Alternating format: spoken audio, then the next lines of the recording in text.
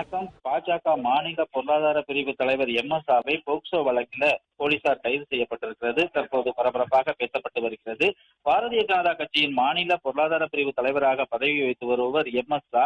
இவர் மதுரை திருமங்கலம் பகுதியில பிரபலமான தனியார் கேட்டரிங் கல்லூரியை நடத்தி வருகிறார். அதுல தலைவராக இருந்து வரக்கூடிய நிலையில கடந்த ஆண்டு மார்ச் மாதம் பாஜக பிரமுகர் எம்.எஸ்.ஆ மீது 15 வயது மதிக்கத்தக்க பள்ளி மாணவி ஒருவரின் தந்தை மதுரை தெற்கு அனைத்து மகளிர் காவல் நிலையத்தில் புகார் மனு ஒன்று அளித்திருந்தார். அதில் தனது மகளின் செல்போனில் இந்த நிர்வாகி எம்.எஸ்.ஆ என்பவர் தொடர்ந்து ஆபாசமான உரையாடல்கள் அதில் இருந்து வந்ததாகவும், இதை தனது மகளை கேட்டபோது தனது மனைவி பாஜக பிரமுகரிடம் அடிக்கடி பள்ளிக்கு அழைத்து செல்ல விடாமல் தனியார் சொகுசு விடுதிகளுக்கு அழைத்து சென்று தனியாக இருந்ததாகவும், பாஜக பிரமுகர் முதலில் தனது மனைவியிடம் தங்களது கடனை அடைத்து விடுவதாக கூறி மனைவியுடன் தகாத உறவில் இருந்ததாகவும், மனைவி மூலமாக மகளையும் அழைத்து சென்று பாலியல் துன்புறுத்தல் அளித்ததாக அதை முழுமையாக தனது மனைவி இருந்தார் என அந்த புகார் மனுவில் குறிப்பிட்டிருந்தார். இந்த புகாரின் அடிப்படையில பாஜக நிர்வாகி எம்.எஸ்.ஆ மீதும் மற்றும் பள்ளி மாணவியின் தாய் இருவர் மீதுமாக போக்சோ சிறப்பு சட்டம் 11(1),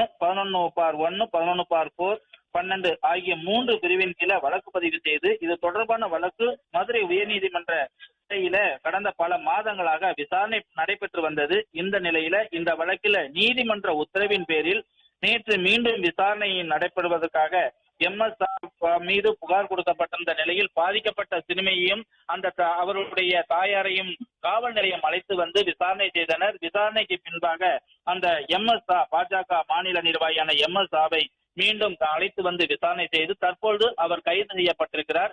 எம்.எஸ்.ஆ கைது செய்யப்பட்டது தற்போது பாஜக நிர்வாகிகளிடமே ஒரு பரபரப்பாக பேசப்பட்டு வருகிறது.